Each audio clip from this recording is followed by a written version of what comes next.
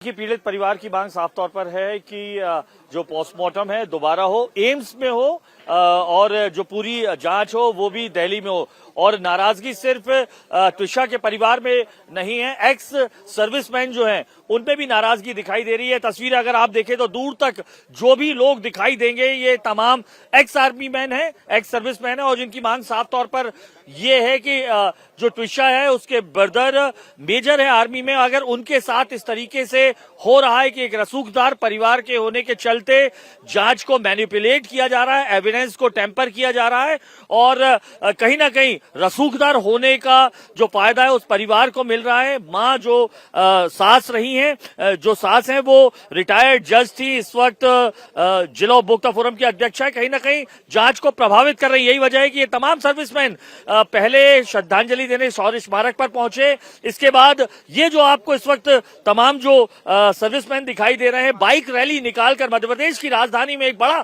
संदेश देने की कोशिश की है मध्य प्रदेश के मुख्यमंत्री के साथ साथ डीजीपी और राज्यपाल को भी। और इस वक्त जो है आर्मी के जो एक्स आर्मी मैन है वो गए हैं डीजीपी कार्यालय और डीजीपी से इस वक्त बातचीत चल रही है और नाराजगी आक्रोश जो है वो इकट्ठा दिखाई दे रहा है आर्मी मैन में। हम बात भी कर लेते हैं।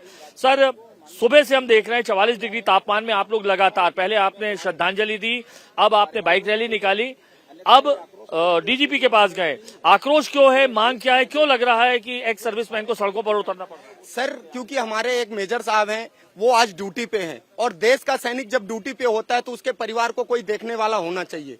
तो हमारा दायित्व बनता है एक्स सर्विसमैन का कि जो हमारे सैनिक बॉर्डर पे हैं, हम उनकी जो परिवार के साथ अन्याय ना हो और उस अन्याय से उनको न्याय मिले। आप सबने देखा होगा कि 3 दिन तक मेजर साहब का परिवार सड़कों पर घूमता रहा, कोई भी एफआईआर दर्ज करने के लिए तैयार नहीं था। ठीक है, इसके बाद जब थोड़ी बहुत एफआईआर दर्ज हुई, लेकिन उनको बताइए बिना सामने आए हुए उनको बेल दिया जा रहा था। तो हम लोगों के साथ, और आज की डेट में आप देखिए कि उनकी बहन के साथ क्या क्या लांछन लादे जा रहे हैं। यदि वो मेरी माँ होती, मेरी बहन होती, यदि मेरे बहन के साथ ऐसा कोई करता, सगी बहन होती, तो क्या ये देश सहता?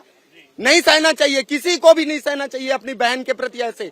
आज वो उनको ड्रग्स बता रहे कि ड्रग्स ले रही थी, मेडिकल रिपोर्ट आई, कहीं भी ड्रग्स नहीं लिया गया, कहीं भी कुछ नहीं है। अब ये बताइए कि किसी भी कोई भी यदि हत्या होती है या आत्महत्या होती है तो पहले उसमें पुलिस को इन्वेस्टिगेशन करना चाहिए।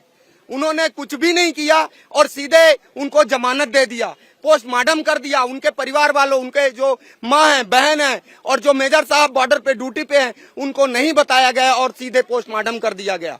और सोचिए, जिस पट्टे से फांसी लगाई गई थी वो पट्टा तक नहीं दिया गया पोस्टमार्टम रिपोर्ट में, तो कहाँ तक सही है? और आप ये बताइए कि आज 4 दिन बाद उनकी माँ उस बहन के ऊपर जो लांछन लगा रही है, क्या सही है? वो सहने योग्य है क्या? आप ही बताइए। बिल्कुल सहने योग्य नहीं है। उनको बोलते हैं वो गर्भवती थी, ड्रग्स लेती थी, ये सब गलत है।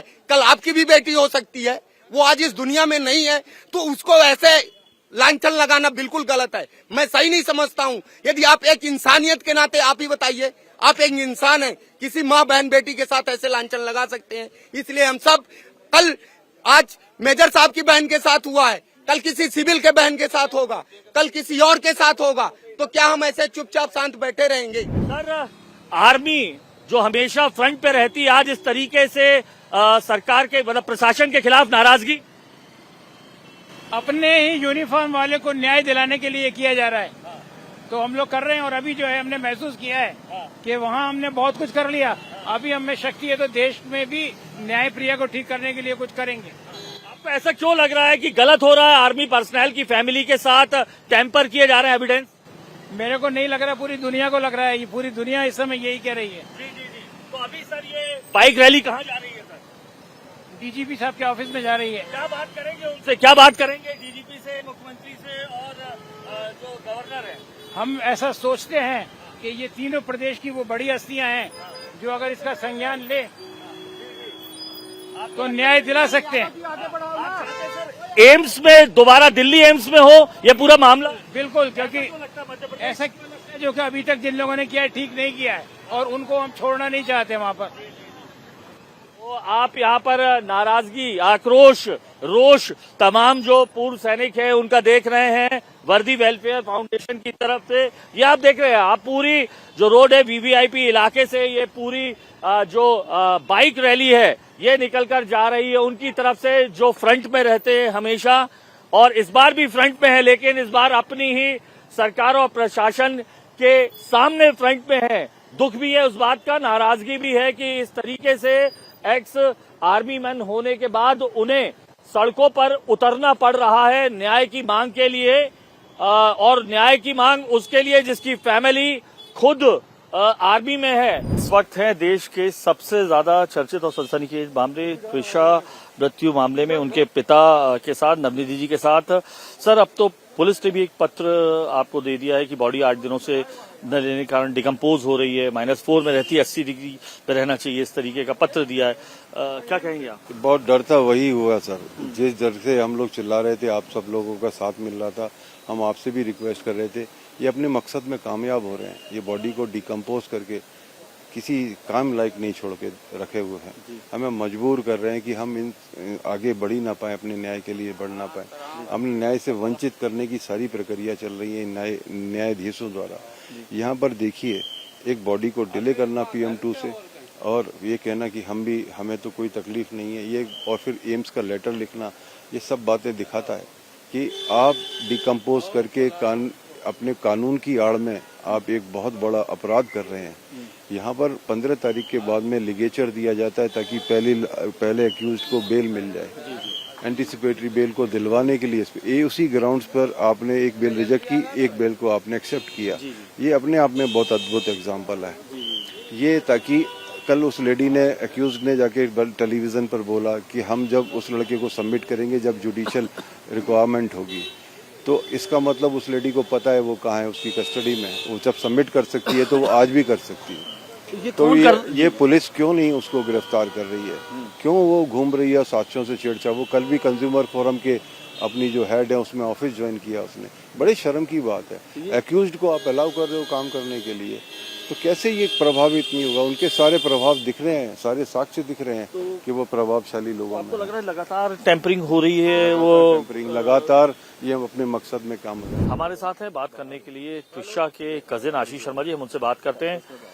सर, अब तो जो अस्पताल प्रबंधन है एम्स ने, उन्होंने भी एक लेटर दे दिया है बॉडी के लिए, तकरीबन 8 दिनों से बॉडी की। क्या है वो लेटर में? देखिए, उस लेटर में लिखा हुआ है कि कटारा थाना प्रभारी का वो लेटर है, उसमें लिखा हुआ है कि एम्स भोपाल में डी फ्रीज करने की व्यवस्था नहीं है, इसलिए आप शरीर को लेने का कष्ट कर रहे हैं।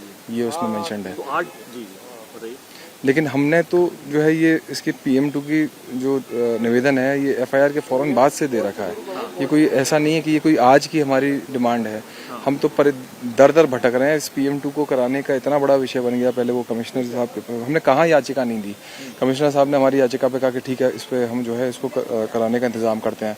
उसके बाद अगले दिन कहा कि नहीं, ये जो है जो कोर्ट का मैटर है, आप कोर्ट चले जाइए। हम कोर्ट में आ गए, कोर्ट ने कहा अगले दिन आ जाइए, हम अगले दिन फिर यहाँ पर आ गए, सुनवाई कुछ होगी।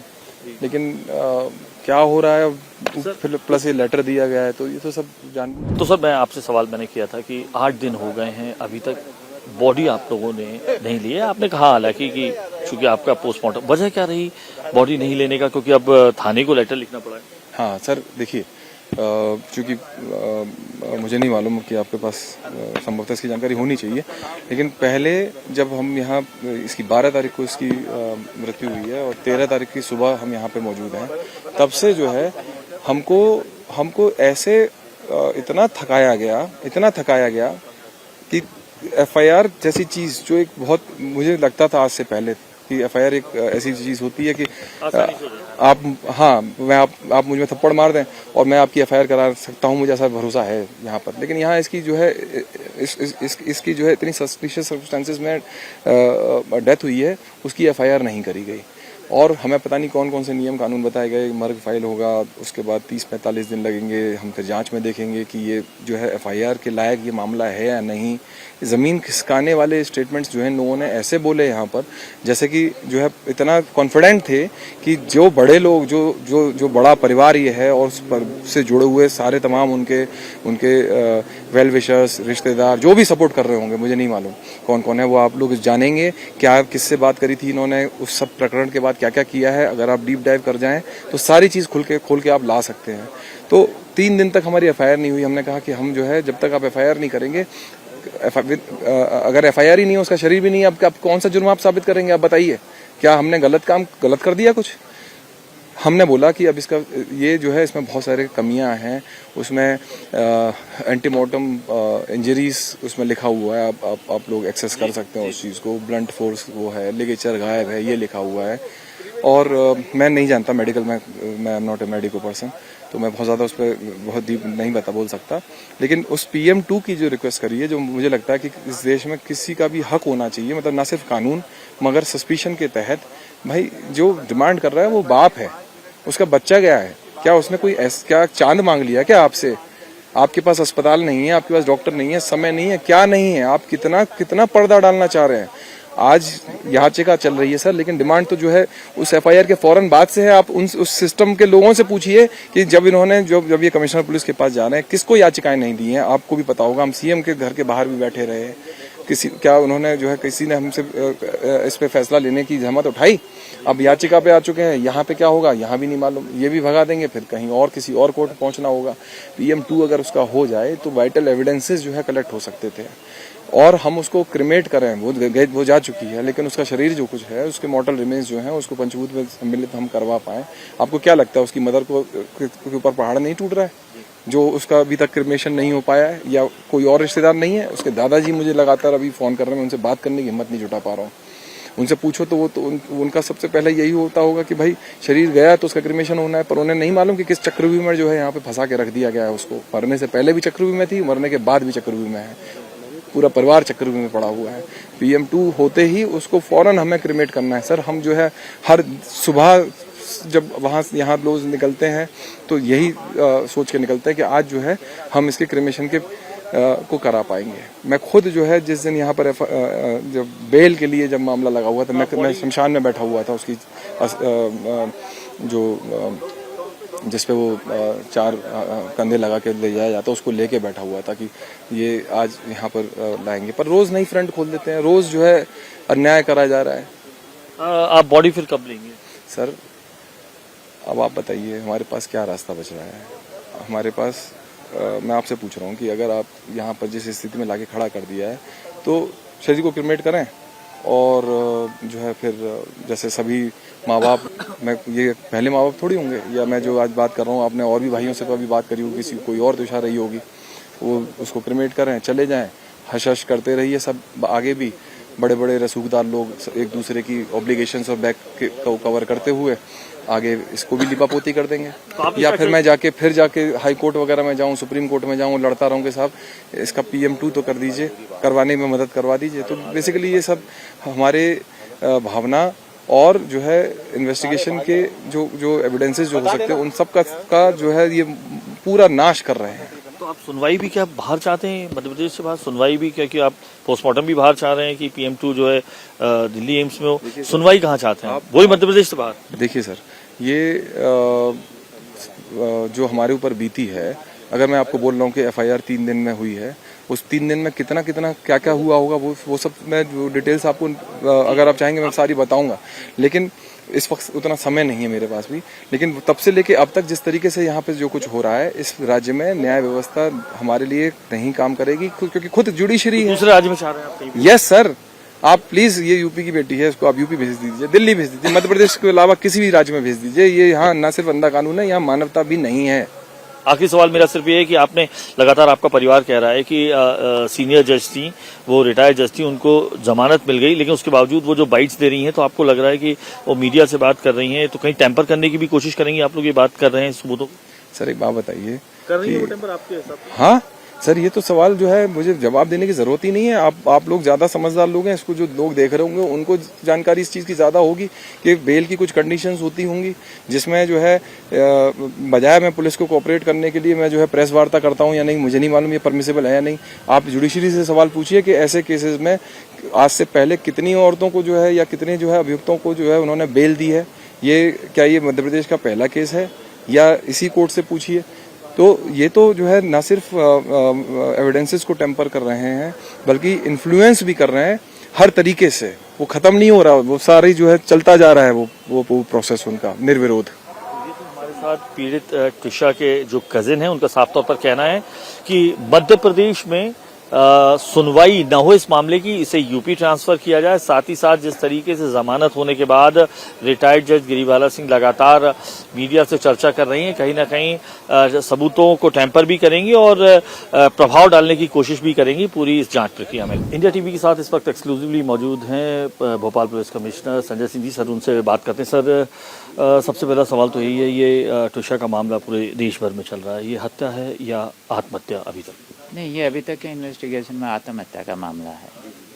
किन कारणों से लगता है ये आत्महत्या है? पोस्टमार्टम रिपोर्ट जो आई उसमें लिगेचर बहुत लेट मिला, लेकिन फिर भी किस तरीके की? नहीं, ये तो बेसिकली एंटीमॉर्टम हैंगिंग है जो पीएम रिपोर्ट में लिखा हुआ है। और लिगेचर मार्क का तो बेल्ट है, वो सभी आइटम के साथ स्टार्टिंग में वो बेल्ट किसी कारण से नहीं भेज पाए थे, वो प्रॉपरली सील्ड थी, बाद में बेल्ट को भेजा तो डॉक्टर ने उस पर अपना ओपिनियन दे दिया है। बेसिकली हैंगिंग का मामला है। हैंगिंग का मामला, लेकिन यही जो पीड़ित पक्ष के जो घर वाले उनका कहना है कि इसी को मैनिपुलेट किया गया है, कहीं ना कहीं दबाव था जिस कारण लिगेचर लेट दिया हुआ। पुलिस पर इस तरीके का कोई दबाव कुछ कोई दबाव नहीं, हम तरीके का नहीं। अब वो देखो उसमें तो हम क्या कर सकते हैं, लेकिन हमारी कार्रवाई बिल्कुल निष्पक्ष है और किसी तरह का हम दबाव नहीं मानते। जो लिगेचर लेट दिया गया उस पर जो आयो था उसके खिलाफ भी कार्रवाई वो जांच के दायरे में है आप लोगों की कि क्यों इस तरीके की कार्रवाई हुई? देखो वो उसकी हम अलग से जांच करवा रहे हैं, लेकिन उससे हमारे इन्वेस्टिगेशन पे कोई इम्पैक्ट नहीं पड़ा है, कोई एडवर्स इम्पैक्ट नहीं है। वो प्रॉपरली सील्ड था, एफएसएल अधिकारी ने उसको सील्ड किया था, थाने के मालखाने में प्रॉपरली सिक्योर्ड वे में रखा हुआ था।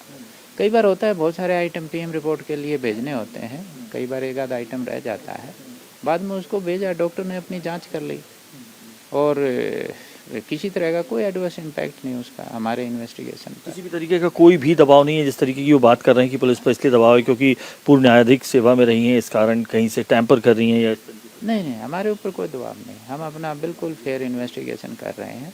सर जो आरोपी है वो पकड़ा क्यों नहीं पा रहा है? ना नोन क्रिमिनल है, ना उसके ऊपर कोई पुलिस रिकॉर्ड है, लेकिन लगातार इतना दिन हो गया है उसके बाद भी नहीं पकड़ाई में आ पा रहा है। कई बार टाइम लग जाता है, हम अपनी पूरी कोशिश कर रहे हैं। होता है कई बार बहुत बड़ा अपराधी बहुत जल्दी पकड़ा जाता है। इनाम भी घोषित करना पड़ा, 10,000 के नाम घोषित किए हुए भी 4 दिन हो गए हैं, 6 टीम भी बनाई है, लुकआउट नोटिस भी जारी कर दिया, फिर भी गिरफ्तारी नहीं हो पा रही है। सर नहीं, हम पूरी कोशिश कर रहे हैं गिरफ्तार करने की। सर एक आखिरी सवाल आता है कि बॉडी डिकम्पोज हो रही है, इसके लिए बाकायदा पत्र लिखा हो गया है, 8 दिन हो गए हैं।